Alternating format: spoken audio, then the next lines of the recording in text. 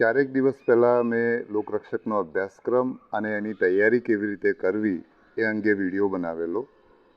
એ વિડીયોની કોમેન્ટ જોતાં ઘણા બધા વિદ્યાર્થીઓ એ વિડીયો સમજ્યા નથી અને ઘણા બધાને ગેરસમજ થઈ છે. એ દૂર કરવા માટે આજે હું આ વિડીયો બનાવી રહ્યો છું. હું જે પણ વિડીયો બનાવું છું એ વિદ્યાર્થીઓને ફાયદો થાય, ખાસ કરીને એવા વિદ્યાર્થીઓ કે ગામડામાં રહેતા હોય, રાજ્યના ખૂણે ખૂણે રહેતા હોય, એવા વિદ્યાર્થીઓ પોતાની રીતે તૈયારી કરી શકે એ માટે હું વિડીયો બનાવું છું. પરંતુ એવા વિદ્યાર્થીઓને જો ગેરસમજ થતી હોય તો ગેરસમજ દૂર કરવાનો મારી ફરજ છે. એટલા માટે હું આજે આ વિડીયો બનાવું છું. થોડા સમય પહેલાં, એટલે લગભગ 15 દિવસ પહેલાં, જ્યારે મેં ગરમીના પ્રકોપનો વિડીયો મૂક્યો, ત્યારે મેં એ ગરમીના પ્રકોપનો વિડીયો, પીએસઆઈના અભ્યાસક્રમનો વિડીયો અને લોકરક્ષકના અભ્યાસક્રમનો વિડીયો મેં બનાવેલો. અને મારે એ વખતે પીએસઆઈના અભ્યાસક્રમનો વિડીયો ખાસ મૂકવાનો હતો, કારણ કે એના પહેલાં લોકરક્ષકના અભ્યાસક્રમને લગતી થોડીક વાત મેં અગાઉના વિડીયોમાં કરેલી હતી. પરંતુ પીએસઆઈનો જે અમે વિડીયો બનાવ્યો એમાં આજુબાજુમાં પક્ષીઓના ખૂબ અવાજ હતા, એટલે અમે એનો સુધારવાનો પ્રયત્ન કર્યો. સુધારીને પાછો મૂક્યો, પણ મૂક્યા પછી પણ અમને સંતોષ નહીં થયો, એટલે પીએસઆઈનો એ વિડીયો અમે દૂર કર્યો. અને હમણાં જ્યારે ચારેક દિવસ પહેલાં લોકરક્ષકનો જે તે વખતે બનાવેલો વિડીયો મેં ચારેક દિવસ પહેલાં મૂક્યો, ત્યારે એ જ દિવસે મેં પીએસઆઈનો પણ આવો જ એક વિડીયો બનાવેલો છે. પરંતુ આ જે લોકરક્ષકના વિડીયોમાં જે ગેરસમજ થઈ છે એ જોતાં મેં પીએસઆઈના અભ્યાસક્રમનો વિડીયો મૂકવાનું માંડી વાળ્યું છે. અને હવે અભ્યાસક્રમમાં શું સાહિત્ય વાંચવું, કોઈ પણ આ પરીક્ષા માટે, ખાસ કરીને લોકરક્ષક અને પીએસઆઈની પરીક્ષામાં શું પુસ્તકો વાંચવા, એને લગતો વિડીયો મૂકવાનો હું વિચાર કરતો નથી, કારણ કે એના કારણે વિદ્યાર્થીઓમાં ગેરસમજ થાય તો એ બરાબર નથી. આજના વિડીયોનો હેતુ એ જ છે કે અગાઉના વિડીયોમાં મેં જે વાત કરી છે એમાં જ્યાં જ્યાં ગેરસમજ થઈ છે ત્યાં ખરેખર હું શું કહેવા માગું છું, મેં શું કહ્યું છે અને વિદ્યાર્થીઓ શું સમજ્યા છે એ અંગે વાત કરવા માટે જ હું આજે વિડીયો બનાવી રહ્યો છું. તો વિદ્યાર્થીઓમાં જે સૌથી મોટી ગેરસમજ જે છે એ છે કે મેં જીસીઆરટી ને એનસીઆરટીના પુસ્તકો વાંચવાનું કહ્યું, એટલે કે આ પરીક્ષા હું જીસીઆરટી ને એનસીઆરટીના પુસ્તકો વાંચવાનું કહું છું, એટલે કે આ યુપીએસસી અથવા જીપીએસસીની પરીક્ષાનું લેવલ થઈ જાય છે. તો મારે એ સમજાવવાનું છે, એક તો મેં એ વિડીયોમાં પણ કહ્યું છે અને આજે પણ તમને કહું છું કે જીસીઆરટી અને એનસીઆરટીના પુસ્તકો વાંચવાનું મેં એટલા માટે કહ્યું છે કે એ પુસ્તકો એવી રીતે લખાયેલા છે. અગાઉ પણ મેં આ વસ્તુ કહી છે, છતાં ફરી વાર કહી રહ્યો છું કે એ પુસ્તકો એ રીતે લખાયેલા છે અને શાળાના બાળકો માટે લખાયેલા છે. એટલે તમે જાતે કોઈ વિષયની તૈયારી કરવા માગતા હો તો તમને એ વિષય સરળતાથી ઘરે બેઠા બીજા કોઈની મદદ વિના સમજી શકો. બીજું, જીસીઆરટી અથવા તો ગુજરાત પાઠ્યપુસ્તક મંડળના જે પુસ્તકો છે, તમે ભૂતકાળમાં ભણેલા છો અને અત્યારે ફરી વાંચો તો તમને સહેલાઈથી સમજાય. એટલે જીસીઆરટી અને એનસીઆરટીના પુસ્તકો વાંચવાનો હેતુ માત્ર ને માત્ર એટલો જ છે કે એ પુસ્તકો વાંચવાથી, શાળાના પુસ્તકો હોવાથી અને એ પુસ્તકો એ રીતે લખાયેલા હોવાના કારણે એ વાંચવાથી તમે જાતે તૈયારી કરી શકો અને તમારી કોચિંગની જરૂરિયાત રહે નહીં. પણ જો તમને એવું લાગતું હોય કે એના કરતાં તમને બીજું સાહિત્ય છે જે તમે એના કરતાં વધારે સહેલાઈથી સમજી શકો છો, તો તમારે એ સાહિત્ય વાંચવું જોઈએ અને જીસીઆરટીના પુસ્તકો અને એનસીઆરટીના પુસ્તકો ન વાંચવાનો નિર્ણય કરવો જોઈએ. બીજું, જીસીઆરટી અને એનસીઆરટીના પુસ્તકો વાંચવાનું કહીએ એટલે આ પરીક્ષા યુપીએસસી કે જીપીએસસી થઈ જતી નથી. કારણ કે એનસીઆરટી ને જીસીઆરટીના પુસ્તકો યુપીએસસીના વિદ્યાર્થીઓ શું કામ વાંચે છે? એ લોકો તો ગ્રેજ્યુએટ અને પોસ્ટ ગ્રેજ્યુએટ લેવલની એમનો અભ્યાસક્રમ હોય છે, તો એમણે તો ખરેખર એ શાળાના પુસ્તકો વાંચવા જ ન જોઈએ. પણ એ લોકો આ પુસ્તકો એટલા માટે વાંચે છે કે આ પુસ્તકોમાં ઘણી બધી માહિતી હોય છે, એ માહિતી વ્યવસ્થિત રીતે આપેલી હોય છે અને સમજી શકાય એવી હોય છે. એટલે ખરેખર તો યુપીએસસી અને જીપીએસસી વાળા માટેનો અભ્યાસક્રમ ગ્રેજ્યુએટ અને પોસ્ટ ગ્રેજ્યુએટનો છે, છતાં પણ એ આ 12મા ધોરણ સુધીના એનસીઈઆરટીના પુસ્તકો વાંચે છે. એનો અર્થ એમ થયો કે એનસીઈઆરટીના પુસ્તકો વાંચવાથી આપણને પરીક્ષામાં સક્ષમતા બને છે. પરંતુ તમને એવું લાગતું હોય કે એ પુસ્તકો જીપીએસસી ને યુપીએસસી માટેના છે, તો તમને એનાથી પણ સહેલા જે પુસ્તકો કે બજારમાં જે સાહિત્ય ઉપલબ્ધ હોય એ સાહિત્યનો તમે ચોક્કસ ઉપયોગ કરી શકો છો. બીજું, મેં જીસીઈઆરટી એનસીઈઆરટીના પુસ્તકો શું કામ વાંચવા એની પણ વાત કરી છે, અને દરેક વિષયમાં વાત કરતી વખતે મેં બજારના સાહિત્યની પણ વાત કરી છે. દાખલા તરીકે મેં બંધારણના પુસ્તકની અંદર એવું કહ્યું કે જીસીઈઆરટી એનસીઈઆરટીના પુસ્તકો ઉપરાંત લક્ષ્મીકાંત જેવું જે યુપીએસસીવાળા વાંચતા હોય છે એવું બજારમાં રેડીમેડ સાહિત્ય ઉપલબ્ધ હોય તો તમે એ વાંચી શકો. અને એટલે કે મેં લક્ષ્મીકાંતની વાત કરીને તમને લક્ષ્મીકાંત વાંચવાનું કહ્યું નથી, પરંતુ તમે એના જેવું બીજું સાહિત્ય વાંચી શકો. કારણ કે લક્ષ્મીકાંત તો અંગ્રેજીમાં છે, મને પણ એટલી સમજ પડે કે તમે ગુજરાતી માધ્યમમાં આપણે આ પરીક્ષા લઈ રહ્યા છીએ, મોટાભાગના વિદ્યાર્થીઓ ગુજરાતી માધ્યમના છે, તો હું કંઈ તમને લક્ષ્મીકાંત વાંચવાનું ના કહું, પણ તમે જો એ વિડીયો ફરી સાંભળશો તો તમને ખબર પડશે કે લક્ષ્મીકાંત જેવું રેડીમેડ સાહિત્ય પણ હોય તો તમે વાંચી શકો, એની વાત કરી છે. એટલે જો તમે આને વ્યવસ્થિત રીતે સમજવાનો પ્રયત્ન કરશો એટલે હું તમને ફરી વિનંતી કરું છું કે એકવાર તમે એ વિડીયો જોઈ લેજો તો તમને ખ્યાલ આવશે કે મેં બજારના સાહિત્યની પણ વાત કરી છે. એટલે અથવા તો મેં જે કીધું છે ખરેખર તમને સમજાયું છે કે નહીં એનો તમને ખ્યાલ આવશે. બીજી વાત, હા, અને બીજું આ તમારો અભિગમ તમને તમારો અભિગમ દર્શાવે છે.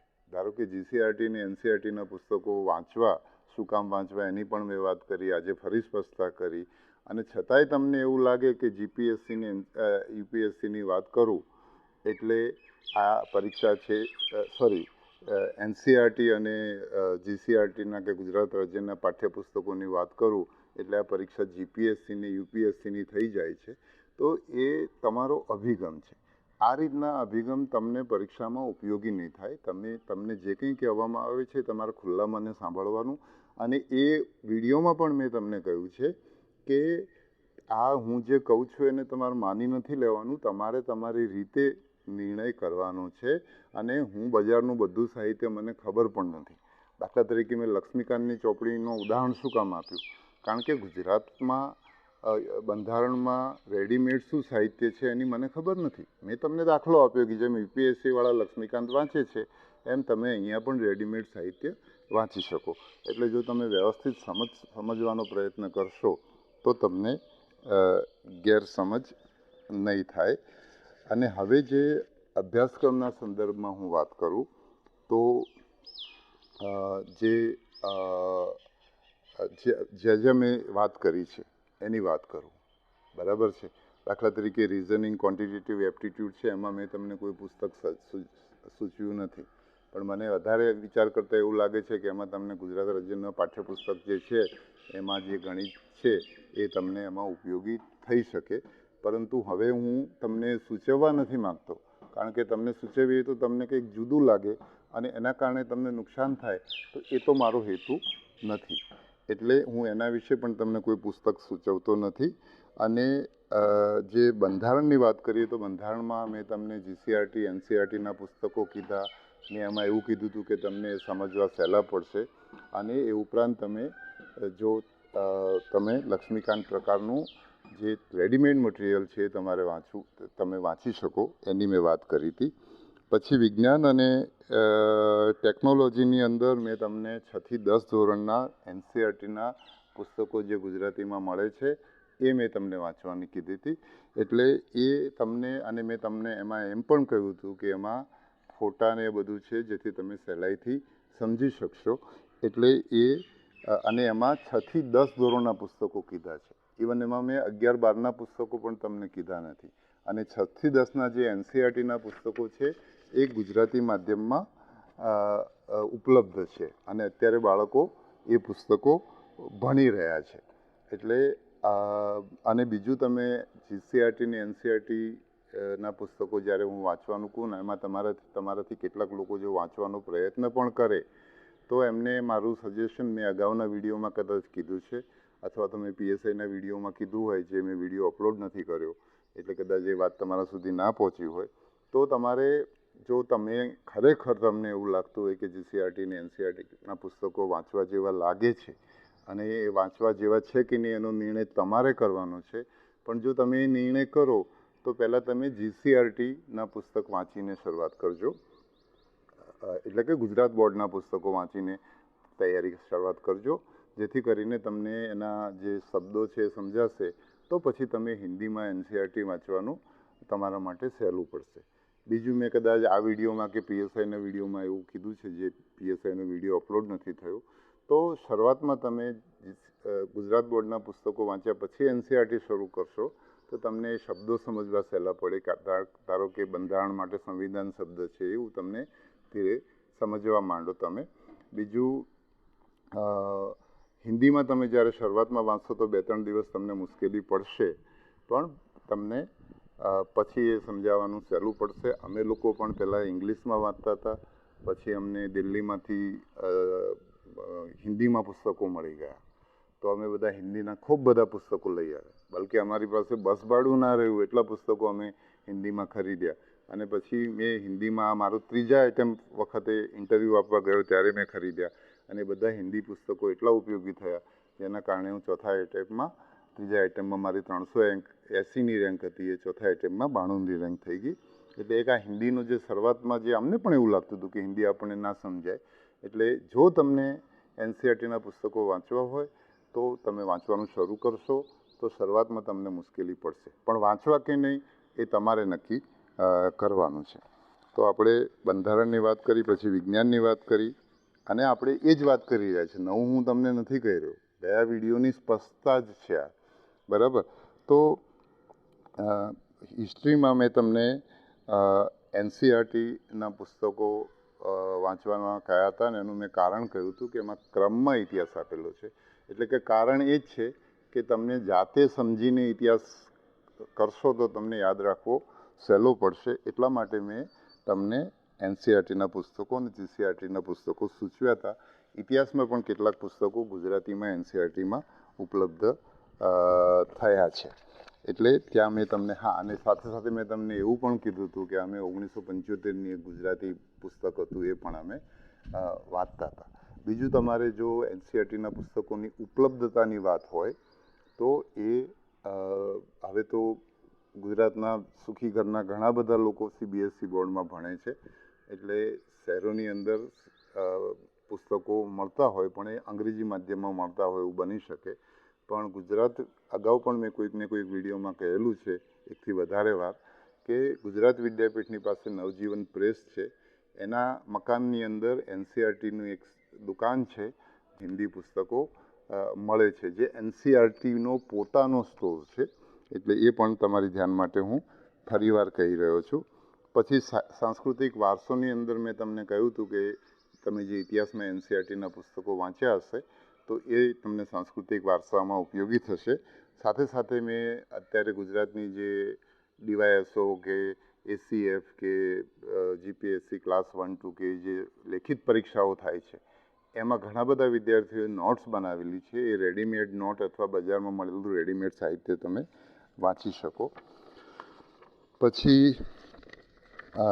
ભૂગોળ વિશે પણ મેં તમને જીસીઆરટી એનસીઆરટી ઉપરાંત એટલે એમાં મેં આઈ થિંક તમને જીસીઆરટી એનસીઆરટીના પુસ્તકો કીધેલા એનું મને એક્ઝેક્ટ યાદ નથી આવતું કે મેં શું કીધું હતું પરંતુ આપણે એ વાત હવે પૂરી કરીએ કે મેં જે જીસીઆરટી એનસીઆરટીના પુસ્તકોની સાથે સાથ બજારમાં જે પણ રેડીમેડ સાહિત્ય ઉપલબ્ધ હોય એનો તમે ઉપયોગ કરી શકો એમ કીધું છે. સાથે સાથે ફરીવાર કહું છું કે જીસીઆરટી અને એનસીઆરટીના પુસ્તકો વાંચવાથી આ પરીક્ષા જીપીએસસી કે યુપીએસસી થઈ જતી નથી. જીપીએસસી કે યુપીએસસીના લોકો આ પુસ્તકો એમનું અભ્યાસક્રમ ઉપરના ધોરણોનો છે, ગ્રેજ્યુએટ અને પોસ્ટ ગ્રેજ્યુએટનો છે, છતાં પણ એ લોકો જીસીઆરટી એનસીઆરટી એટલા માટે વાંચે છે કે એ પુસ્તકો એમને સહેલા પડે છે અને એ પુસ્તકો એમને આ પરીક્ષામાં ઉપયોગી થાય છે. તમને એમ લાગતું હોય કે પુસ્તકો અઘરા છે અને તમને ઉપયોગી નથી, તો તમારે નહીં જ વાંચવાના અને એ નિર્ણય તમારે કરવાનો રહે છે. બીજું, કેટલાક લોકો એવો પણ એક તર્ક આપે છે કે જે લોકો પાઠ્યપુસ્તક વાંચે છે એ પાસ થતા નથી. તો એ તમારી વાત સાચી છે કે ખોટી છે મને ખબર નથી, પણ મારી પાસે જે 4-5 દાખલા આવ્યા છે એવા આવ્યા છે કે એ લોકો પાસ થયા છે. પણ એ 4-5 દાખલાના આધારે હું પણ એવું ના કહી શકું કે પાઠ્યપુસ્તકો વાંચનારા પાસ થાય છે. તમારી પાસે જે દાખલા હોય અથવા તમારો જે અનુભવ હોય એ તમારા આધારે તમે નક્કી કરી શકો.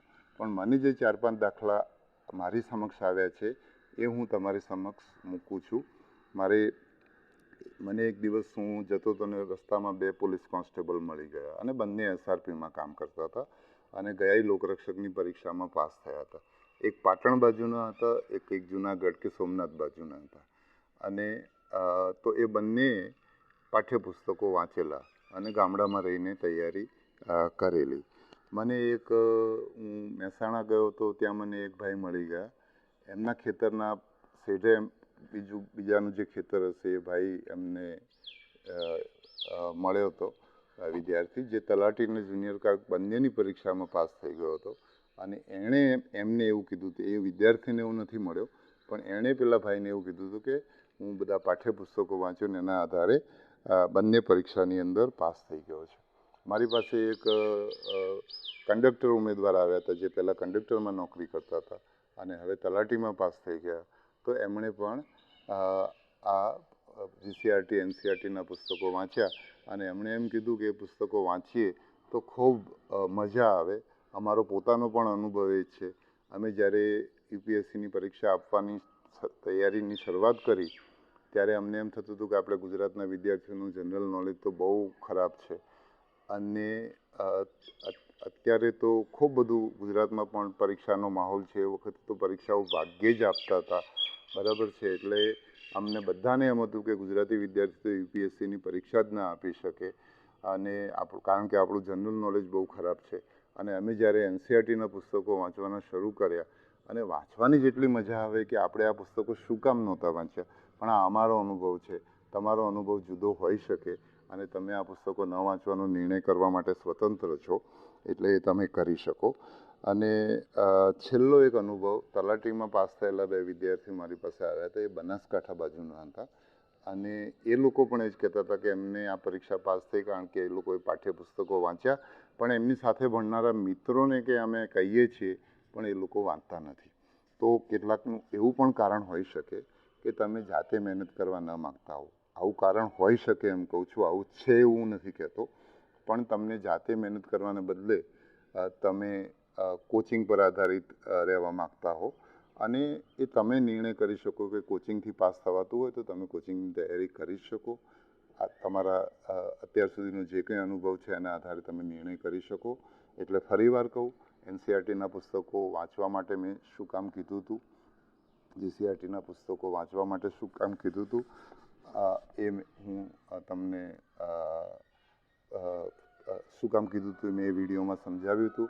આજે મેં ફરીવાર સમજાવ્યું છે અને તમને ઠીક લાગે એ પ્રમાણે તમારે નિર્ણય કરવાનો છે.